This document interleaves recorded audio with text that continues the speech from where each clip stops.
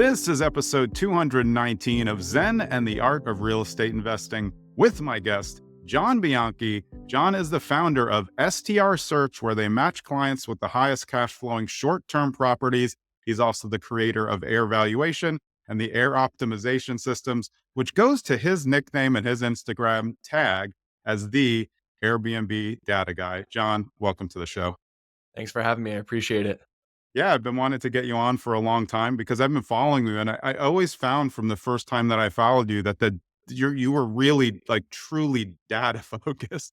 How did you become the Airbnb Data Guy? Where did it start? Yeah. So good question. I've had quite a few people ask me that question, and so I've had to think about it a lot. And obviously, I self-proclaimed myself, right? They tell you give yourself a handle, and I'm like, oh, Yeah. this one fits what I'm going for.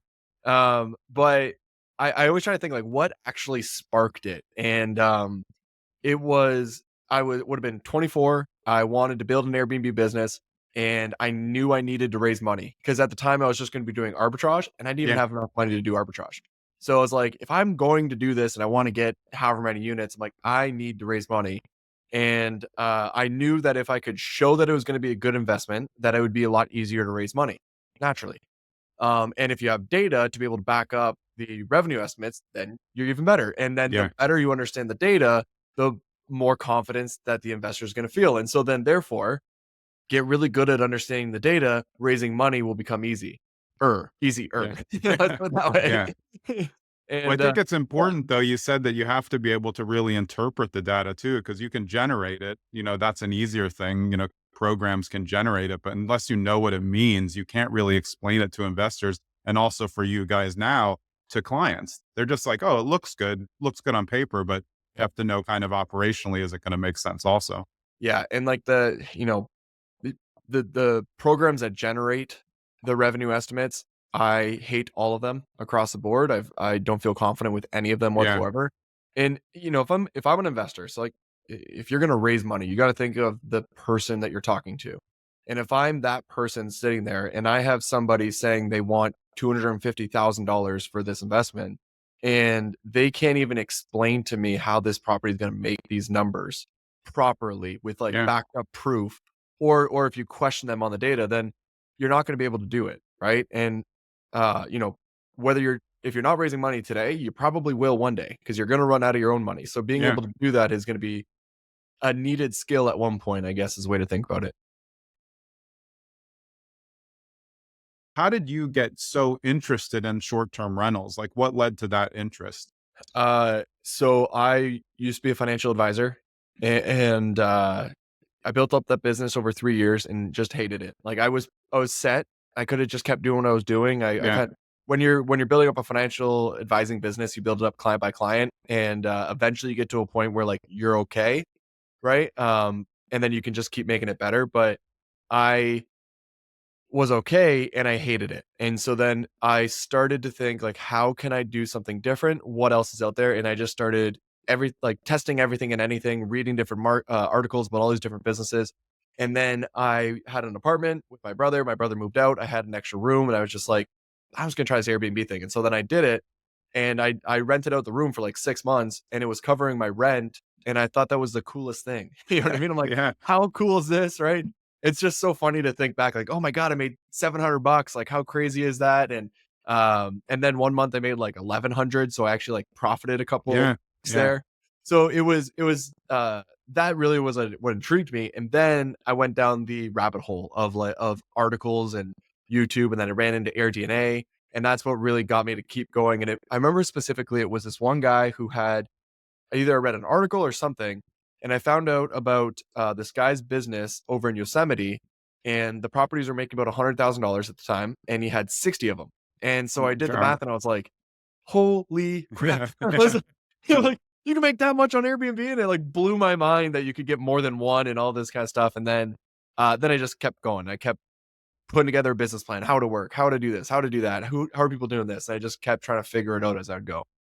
Yeah, So but yeah. interesting that you bring up the guy from Yosemite, because right when you thought it, you said it, and then I started to think of what used to be Getaway House and now Postcard Cabins, which was just bought by Marriott, and Yep. that's the first big major STR acquisition that I know of by a hospital chain. So What do you think about that in terms of the STR game? It kind of gives startup people even more of an option to say, hey, if I really build this like a business, we could sell it out to some hotel chain, or maybe it becomes the things that the hedge funds want because it gets to that high income level that makes sense for them.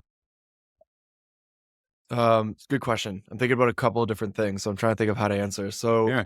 obviously, I work with TechVestor and have been for 3 years, and they're the largest short-term rental investment fund, right? So, if anyone is like primed and working to Mhm. do this, it's TechVestor. And I there's stuff I can't talk about. So let's just say I think that there's a huge opportunity for that specifically. Um, it it's one of those things where people have been theorizing, saying like, "Hey, if we did this right, then these Right. really big guys should go for it," right? And the reality is that, yeah, duh, right? Like once if you build it up to a certain Yeah. size, like that exists, those people out there exist, they want these things. So Marriott doesn't want to go home by home by home by home, nor should they, because they have the money to be able to buy it and carry the cost for however long till it becomes profitable and then build significantly bigger on that. They want the infrastructure, right? Yeah. They want all those people in the team to be built out already so they can build on top of that. So to me, it's one of these things where it was inevitable.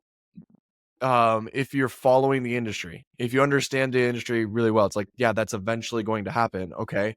But who's going to make it happen? How are they going to make it happen? What do you need to do to get to that point? And so I just think there's a lot of I find it interesting. I'm also not surprised. I Yeah. love seeing it. I'm curious what's going to happen next. I wonder where things are going. I think it should give people hope. I think there's also going to be people who start to, maybe I don't want to say this. This doesn't make any sense. Now that I think about it, I was going to say people starting to consolidate other people's portfolios to bring them together to sell up. But that would that's easy to do with property management contracts Yeah. because it's Yeah. just a contract but in compare when you're actually buying, 10 homes from somebody else, that's a whole other scenario Yeah. altogether. I wanted to go back to your start. Did you start? So you started with the one that you own, but did you ever end up getting into arbitrage? Because I know you said originally that you were interested in that, and it's kind of like a hot button topic around it. Who should Yeah. do it? Who's good at it? Yeah, yeah, I've got a lot of thoughts on arbitrage. I did do it, a lot of b bad thoughts. Yeah. Is you gotta do it's a very specific scenario where arbitrage makes sense, in my opinion, okay? Yeah. That other people have different opinions, we can get into that if we want, but, um, yeah, I ended up getting, 8 of them in Chicago, 2 of them down in Scottsdale, 2 over in Michigan, and then I had another, 7 management contracts at Chicago, and then I also had a clean company. And so that was the portfolio that I had, which then COVID came around and got rid of it. Yeah. So COVID came around and nobody was going to Chicago. Carrying costs were $30,000 a month. Had to get all of those properties rented out long term. Did that, and then I had a year before I could get them back because I did have the ability to get those get them back turned into Yeah. Airbnbs, and I ended up selling off all the contracts instead, which at the time was seemed like the right decision. I kind of wish I didn't do it, but hindsight's 2020. Yeah. So what would be one piece of advice you'd give someone who hasn't done it but wants to do it? I I've got a piece of advice, but I want to ask you first why you Yeah. think it's harder. Like, what part would you consider to be harder? Hospitality, I think. And I mean, I do Yeah. think that you can I think that they looking at, like what we were saying before, that's very Instagram or TikTok friendly. Like, hey, like you can just, this is a plug and play. But if you're not good at hospitality, you're not going to do well. The property may be good enough for you to do okay, but you can do exceptional if you get very good at hospitality, I think. But I'd love to take your opinion on that as well. No, I mean, if you have an act for hospitality, you're definitely going to have an advantage. That's Yeah. a given. Yeah. Right? I mean, you're going into hospitality. If you're good at hospitality, you're going to have an Yeah. advantage.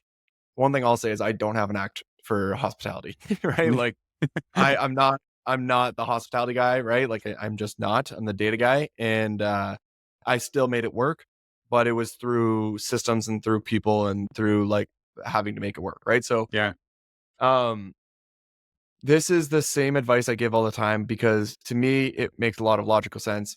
Please poke holes if you find holes. But um, if somebody is going to get started, okay, one thing that you can screw up and fix very easily is somebody's experience. So say somebody goes to stay with you and you send them not great messages. Maybe you sent them a little bit too late and that pissed them off and they let you know, or maybe you forgot to clean the home, or maybe, you forgot to Yes. clean somewhere, or maybe you forgot to put, bags in all the garbages because whatever. Like those things, in my opinion, are super easy to fix for the next person that walks through the door. Yeah. Right. Right. And so now you may be bad at hospitality, or maybe you don't have an act for it, but you can logically understand I should probably do those things. And then the next person's going to have a better experience. And then at minimum, you're good, but you're not great. Right. So it's easy to fix because you can keep working on it client by turn by turn. Right. And the cost of doing that is a bad review, which does suck, but it's not the end of the world.